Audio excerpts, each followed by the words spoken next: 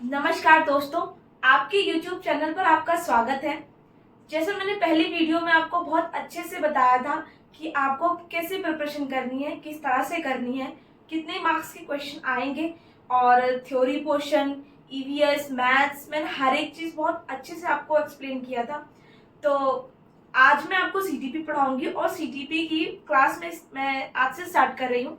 और मैंने पहला टॉपिक लिया है, one of the most important topic, जो सबको बहुत पसंद भी है और सब बहुत अच्छे से पढ़ते हैं, पर डाउट भी इसमें सबसे ज़्यादा ही रहते हैं और क्वेश्चन भी इसी वजह से सबसे ज़्यादा पूछे जाते हैं। तो आज हम पढ़ेंगे संज्ञानात्मक विकास। जीन पियाजे का नाम, जिसको आपने बहुत अच्छे से सुना होगा, जिन बच्चों ने बीटीसी, बीएड और कितनी मतलब जिन्होंने डिप्लोमा किया है या फिर डिग्री ली है, बीएड, एमएड किया हुआ है, तो इसके बारे में बहुत अच्छे से परिचित होंगे। तो अब हम जीन पियाजे के बारे में बात करते हैं। जीन पियाजे, जिनका जन्म स्विट्जरलैंड में हुआ था और इनका डेट ऑफ बॉर्न और डेट ऑफ डेथ मैंने लिखी है 1896 और 1980। जो हमारे जीन पियाजे थे उनको फादर ऑफ सोशियोलॉजी कहा जाता था। इन्होंने चाइल्ड के ऊपर बहुत अच्छे से रिसर्च किया है। इनको एपिस्टेमोलॉजिस्ट भी बोलते हैं।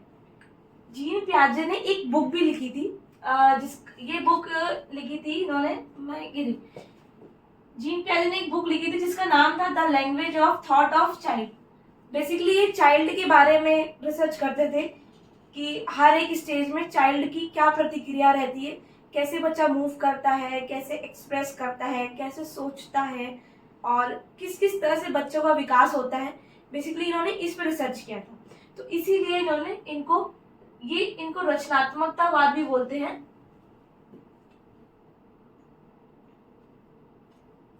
हिंदी में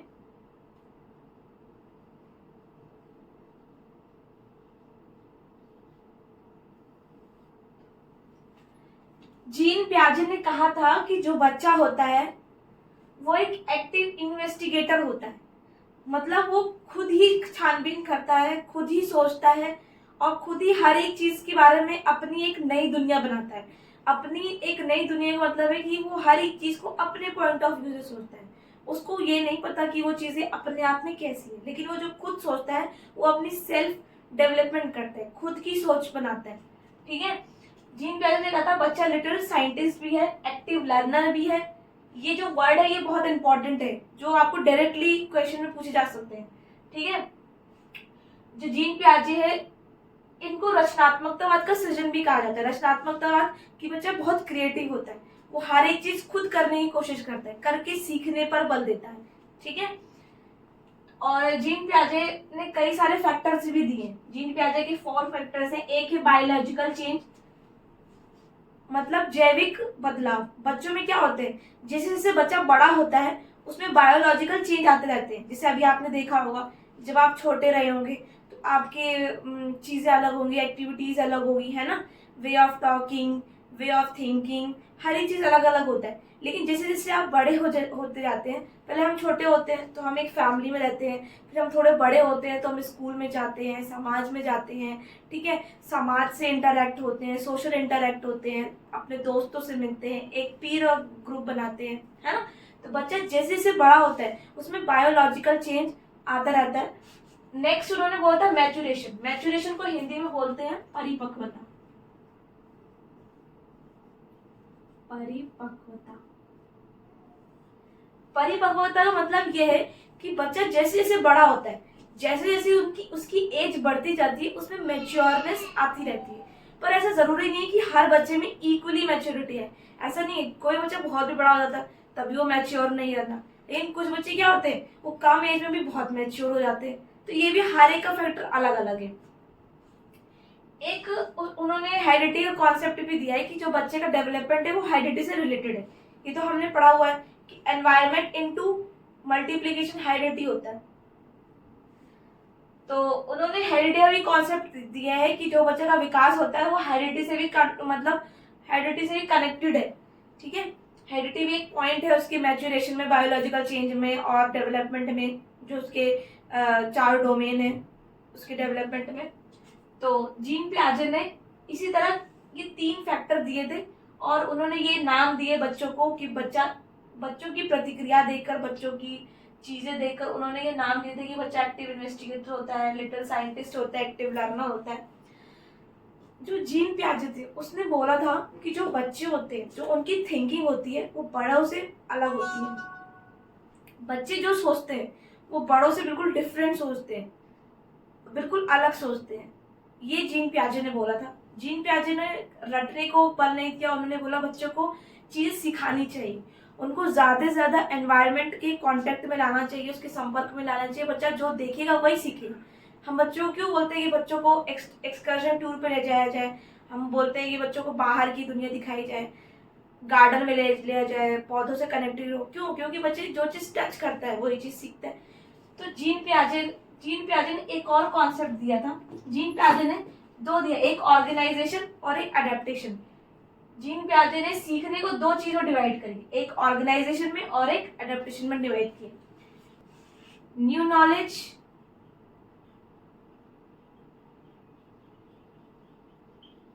प्लस में प्रीवियस नॉलेज।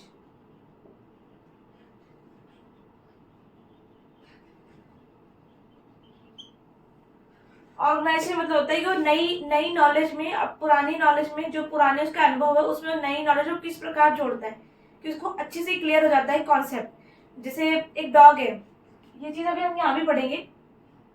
संगठन में उन्होंने बोला है कि जब हम कोई चीज नहीं देखते हैं और उसके बारे में जो हमें पहले से जानकारी होते हैं, उसमें हमें इस तरह से जोड़ना चाहिए कि हमें कोई भी डाउट नहीं रहना चाहिए, कोई भी कंफ्यूजन नहीं रहना चाहिए उस चीज के लिए। ठीक है, जिस चीज की नॉलेज हम गेन करते हैं। तो इसका मतलब होता है कि नई नॉलेज को प्रीवियस नॉलेज में ऐड करना। जैसे मान लो एक एग्जांपल है, एक डॉग है, ठीक है, उसने डॉग को देख रखा था कि डॉग के 4 पैर होते हैं, 2 कान होते हैं, 2 आंखें होती हैं, एक पूंछ होती है।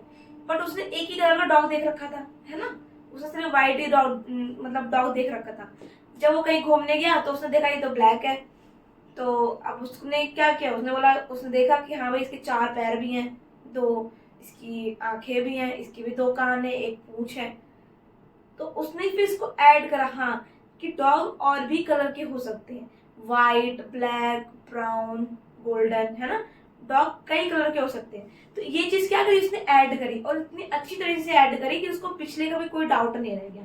तो ऑर्गेनाइजेशन मतलब यही होता है, एक ऑर्गेनाइजेशन मतलब चीजों को ऐसे ऑर्गेनाइज करना कि अच्छे से क्लैरिटी दे आपको। एक और पार्ट है अडेप्टेशन। अडेप्टेशन का मतलब क्या होता है, अपने आप को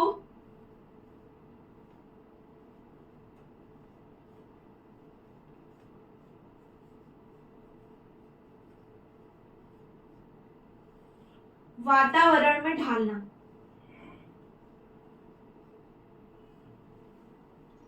अडेप्टेशन मतलब होता है वातावरण में अपने आप को ढालना या अपने आप को वातावरण में ढालना। ठीक है जैसे हम कोई चीज पढ़ते तो उसके अकॉर्डिंग सोचना। हमने डॉग के बारे में पढ़ा तो उसके अकॉर्डिंग सोचेंगे, हमने कैट के बारे में पढ़ा तो उसके बारे में सोचेंगे। मतलब अपने आप को वातावरण के अकॉर्डिंग ही ढालना, कोई चीज अडेप्ट करते जाना। अच्छा ये डॉग है, इसके 4 पैर होते हैं, अच्छा ये बिल्ली है, इसके 4 पैर होते हैं, अच्छा ये जानवर है, ये मोर है, ये पक्षी है, सारी चीज को अपने अंदर लेते जाना, लेते जाना, लेते जाना। ठीक है, अब उसमें क्या होता है, उसमें भी हम कई चीजें डिवाइड करते हैं। एक होता है एसिमिलेशन, जिसको हिंदी बोलते हैं आत्मसातकरण, और एक होता है एकोमोडेशन, जिसको बोलते हैं हम समायोजन। अब एसिमिलेशन क्या होता है, एसिमिलेशन मतलब क्या होता है, प्रीवियस नॉलेज में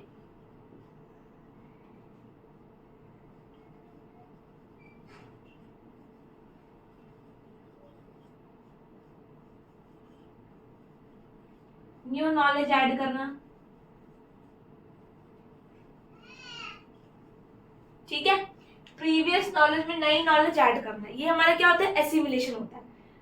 जैसे मैंने अभी आपको ऑर्गेनाइजेशन में समझाया था, इसमें समझाया था, तो इसका भी मतलब ये इससे कनेक्टेड है।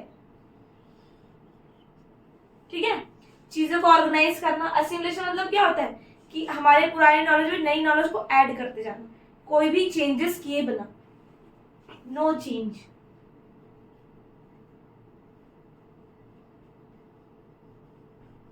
ठीक है, और नेक्स्ट आता है हमारा एकोमोडेशन। इसका मतलब क्या होता है, इसका मतलब ये होता है कि जो हमारी प्रीवियस नॉलेज है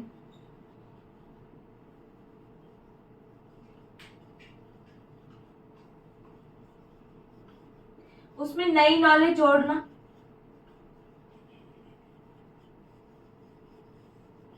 और प्लस चेंज करना, मतलब बदलाव। एकोमोडेशन मतलब क्या होता है? बदलाव करना। जैसे मान लो हमने एक कैट के बारे में बच्चों को बताया, इसमें हमने कैट के बारे में बच्चों को बताया कि कैट के 4 पैर होते हैं, 2 आंख होती है, 2 कान होती है। बच्चा समझ गया भाई, उसकी एक पूंछ होती है, उसकी मूंछ होती है, उसकी किसी ने बताया उसके ऐसे डिजाइन होते हैं, उसके वैसे डिजाइन होते हैं। ठीक है, वो एक कैट होती है, बच्चा समझ गया। नेक्स्ट स्टेप में क्या आया कि उसने दूसरे रंग की कैट देखी, है ना, उसने दूसरे रंग की कैट देखी कि मैम ने तो मुझे ब्लैक कलर की कैट दिखाई थी, अब ये व्हाइट कलर की भी कैट है, इसकी आईज भी गोल्डन नहीं है, इसकी आईज भी भूरी कलर की आईज है, ग्रे कलर की आईज है इसकी। उसने क्या करा, उसने सोचा कि चलो ठीक है, जो मैम ने मुझे समझाया था वो भी मैंने ले लिया, और अब मैं ये जो देख रहा हूँ अब इसको भी मैं ले लेता हूँ, क्योंकि कैट तो डिफरेंट कलर की भी हो सकती है ना। तो उसने क्या करा, उसने ऐड कर दिया। अब जब वो नेक्स्ट स्टेप पे गया एकोमोडेशन पे, तब उसने देखा उसी जगह पर डॉग जा रहा था। उसने कहा इसके भी 4 पैर है, इसके भी 4 पैर है, इसके भी 2 कान है, इसके भी 2 कान है, इसकी भी एक पूंछ है, इसकी भी एक पूंछ है, इसके भी मूछे है, इसके भी मूछे है। तो फिर उसने सोचा अब ये दोनों अलग अलग है। अब जब उसने ये समझा कि ये कैट है और ये डॉग है, तो उसने कहा कि अच्छा ऐसा भी हो सकता है, जो कैट होती है ऐसा भी हो सकता है कि अगर कैट के 4 पैर है तो डॉग के भी 4 पैर होंगे। तो उसने ये सोच लिया, उसने समझ लिया कि ये कैट है, ये डॉग है। उसने डिफ्रेंशिएट करना सीख लिया कि ये कैट है, ये डॉग है, इसके भी 4 पैर, इसके भी 4 पैर, इसकी भी एक पूंछ, इसकी भी एक। तो उसने क्या करा, अपनी नॉलेज में चेंज कर लिया कि जैसे कैट के 4 पैर होते हैं, वैसे डॉग के भी 4 पैर हो सकते हैं, गाय के भी 4 पैर होते हैं, भैंस के भी 4 पैर होते हैं। मतलब जितने भी एनिमल होते हैं, मोस्ट ऑफ द एनिमल के 4 पैर होते हैं। उसने क्या करा, अपनी नॉलेज में चेंज कर लिया। अब वो यहाँ पर क्या कर दिया, उसने चेंज कर दिया। इसको क्या बोलते हैं, हम एकोमोडेशन बोलते हैं। अब हम जो जीन पियाजे है उसने एक और कॉन्सेप्ट दिया था, स्कीमास। स्कीमास का मतलब क्या होता है, a set of information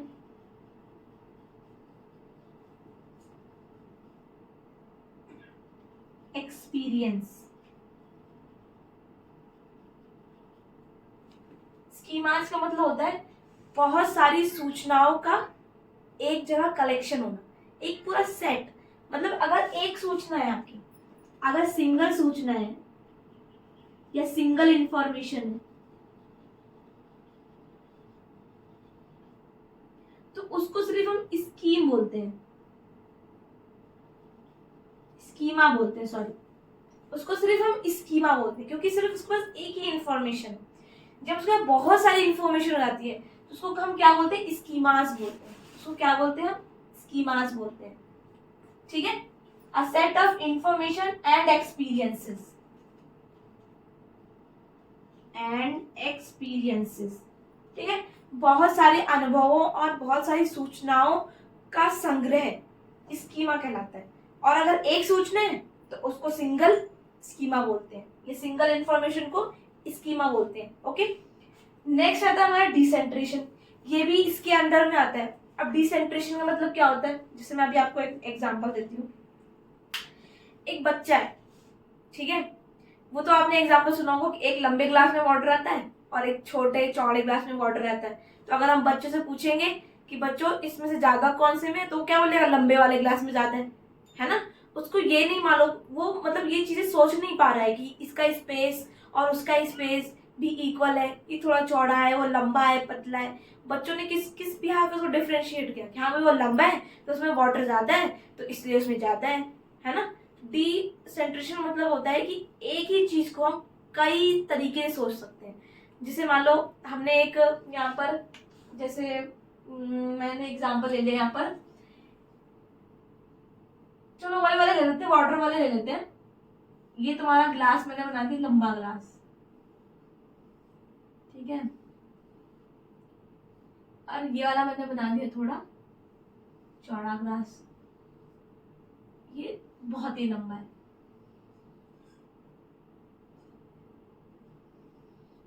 ठीक है, अब इसमें भी इतना ही पानी है, इसमें भी इतना ही पानी है, ठीक है। एक बच्चे, चलो आप बन जाओ, आप अगर बच्चे हो गए तो आप क्या करते हैं कि हाँ भाई ये लंबा है तो इसमें पानी ज्यादा होगा, ये छोटा है तो इसमें कम होगा। तो इसका मतलब क्या हुआ, सेंट्रेशन। जब हम किसी चीज को कई तरीकों से नहीं सोच पाते, सिर्फ हम एक ही चीज के बारे में सोचते हैं, हमने सिर्फ एक ही चीज देखी है, ये लंबा है तो ये ज्यादा है, ये छोटा है तो इसमें कम है, तो ये सेंट्रेशन हो गया। इसको क्या बोलते हैं हिंदी में, सेंट्रेशन या केंद्रण, इसको बोलते हैं केंद्रण।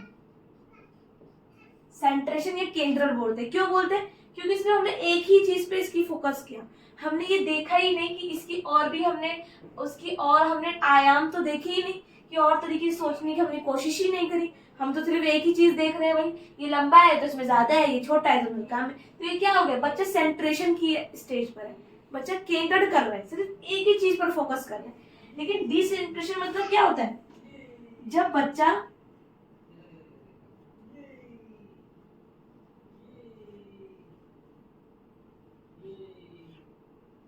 एक से ज्यादा या वस्तुनिष्ठ ढंग से सोचता है, वस्तुनिष्ठ ढंग से किसी चीज के बारे में सोचता है, किसी चीज के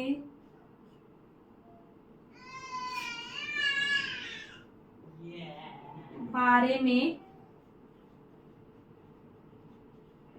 सोचता है, ठीक है। डिसेंट्रेशन मतलब क्या होता है, अब बच्चे, अगर मैं इसको सोचूं कि हाँ ये लंबा है लेकिन ये पतला है, ये छोटा है लेकिन मोटा है ना, छोटा है मतलब चौड़ा है, ये लंबा है ये पतला है, इसमें भी इतना ही पानी है, इसमें भी इतना ही पानी है, लेकिन फिर मैं क्या करूंगी, इसको एक मैं मग में डाल के देखूंगी, इसको मैं एक मग में डाल के देखूंगी कि हाँ, पहले इसको डाल के देखूंगी ये कितना मेजरमेंट करता है, फिर इसको डाल के देखूंगी ये कितना मेजरमेंट करता है। या फिर आप मग में नहीं डालोगे तो बच्चा ऐसे ही सोच लेगा कि इसकी स्पेस से उसमें कौन सा ज्यादा है ना। तो बच्चे जब क्या करते हैं, एक से ज्यादा या फिर वस्तुनिष्ठ ढंग से किसी चीज के बारे में सोचता है तो उसको डिसेंट्रेशन या विकेंद्रण बोलते हैं। मतलब एक ही चीज को कई प्रकार से सोचता है कि उसकी साइज, उसका लेंथ, ब्रेथ, हाइट, हर एक चीज को ध्यान में रख के फिर वो रिजल्ट देता है कि हाँ भाई इसमें ज्यादा कौन सा है और कम कौन सा है, तो उसको बोलते हैं डिसेंट्रेशन। जब बच्चा एक ही चीज के बारे में फोकस करता है या एक ही चीज के बारे में सोचता है तो उसको बोलते हैं सेंट्रेशन, ठीक है। ये बच्चों की स्टेज में आती है। इसके बाद मैं आपको नेक्स्ट क्लास में बताऊंगी जो पियाजे की स्टेजेस हैं, जो बहुत ज्यादा इंपॉर्टेंट है, और मैं आपको इस बात की एश्योरिटी देती हूँ कि एक ही वीडियो में आपको चारों स्टेज इतने अच्छे से क्लियर हो जाएंगी कि आपको दोबारा पढ़ने की जरूरत ही नहीं पड़ेगी।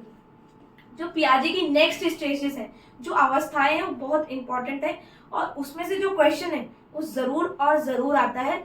इसलिए जो मैंने आज आपको पढ़ाया है, सबसे इंपॉर्टेंट चीज ये है कि मैंने जितना भी पढ़ाया उतना मैंने एक बोर्ड पे आपके लिए लिख दिया है। आपको अलग से वीडियो पढ़ाने की या नोट्स बनाने की कोई जरूरत नहीं है। आप चाहो तो उसका स्क्रीनशॉट ले लो और अच्छे से रिवाइज कर सकते हो, है ना।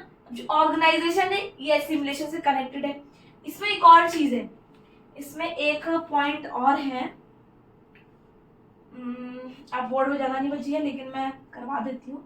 इसमें एक पॉइंट है यहाँ पर, यहाँ लिख देती हूँ, इक्विलिब्रेशन,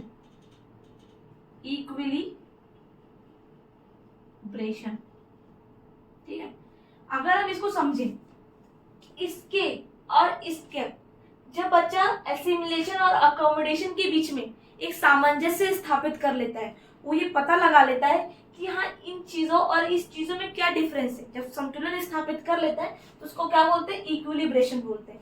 और इसको अगर मैं अपनी भाषा में बोलूं तो किसी भी चीज की जब क्लैरिटी हो जाती है, जब टॉपिक की क्लैरिटी हो जाती है, टॉपिक की क्लैरिटी हो जाती है या फिर संतुलन हो जाता है, तो हम इसको इक्विलिब्रेशन बोलते हैं। कोई टॉपिक के बारे में हम पढ़ रहे हैं, उसके बारे में हमें पूरी अच्छे से क्लैरिटी हो गई है, हमने इन दोनों के बीच में संतुलन स्थापित कर लिया है कि हाँ भाई हमने नई और नॉलेज चेंज करा, कोई चेंजेस नहीं करे, पर इसमें हमें चेंज करना पड़ गया। जब बच्चा इन चीजों के बीच में सामंजस्य स्थापित कर लेता है तो उसको हम इक्विलिब्रेशन बोलते हैं। और इसी में क्या आता है, इसी में एक आता है डिसइक्विलिब्रियम। इसी में आपका आता है,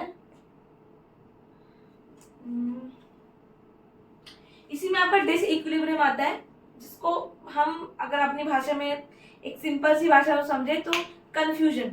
जब हमें टॉपिक में कंफ्यूजन रहती है, जैसे अब यही टॉपिक में पढ़ा रही हूँ, बहुत बच्चों को क्या होगी, कंफ्यूजन होगी कि अरे भाई मैम ने सारी खिचड़ी पका दी एक बोर्ड पे, वो भी लिख दे, ये भी लिख दे, ये भी लिख दे, ये भी लिख दिया, अब समझ ही नहीं आ रहा कौन सी क्या चीज है, तो वो क्या हो गया, डिसइक्विलिब्रियम हो गया। और एक बच्चा क्या होगा, अभी ये अच्छा किया कि मैम ने एक ही बोर्ड पे सारा लिख दिया, अब मैं बड़े स्क्रीनशॉट ले लूंगा, रख लूंगा, अब मोटी मोटी हेडलाइंस तो सब मैंने लिख दिया आपको, अब आपको बुक खोलने की जरूरत नहीं पड़ेगी, कॉपी खोलने की जरूरत नहीं पड़ेगी। तो जो बच्चा ये सोच लेगा वो क्या हो जाएगा, वो इक्विलिब्रेशन हो जाएगा, और जो बच्चा कंफ्यूज हो जाएगा वो डिसइक्विलिब्रियम हो जाएगा। तो इस तरह से आप कोई भी चीज, अगर आप सीडीपी पढ़ते हैं, आपको ये पता होना चाहिए जो सीडीपी है वो बहुत ही इंटरेस्टिंग सब्जेक्ट है। अगर आप उसको खुद को रख के उस जगह पर सोचते हो तो आपको सारी चीजें आराम से क्लियर हो जाएगी, और सीडीपी में तो कोई परेशानी वाली बात है ही नहीं। और मैंने आपको पहली वीडियो में समझा रखा है कि हमारी पेडागॉजी कितने मार्क्स की होती है। अगर आप सीडीपी अच्छे से कर ले जाओगे ना तो आपके पेडागॉजी के मार्क्स अपने आप ही गेन होते चले जाएंगे। फिर आपको जो थ्योरी पोर्शन रहेगा उस पर मेहनत करने की थोड़ी जरूरत है, और मैं कोशिश करूंगी कि आपको सारे सब्जेक्ट के ऐसे ही शॉर्ट फॉर्म में एक ही बोर्ड पे मोटी मोटी चीजें मैं लिख के आपको बता पाऊँ। ठीक है, तो आज के लिए बस इतना ही रखते हैं, और आशा करती हूँ कि आपको समझ में आया हो, और अगर समझ में आया हो, कोई भी डाउट है तो आप कमेंट कर सकते हैं, मैं आपका इंस्टेंट रिप्लाई दूंगी। Thank you.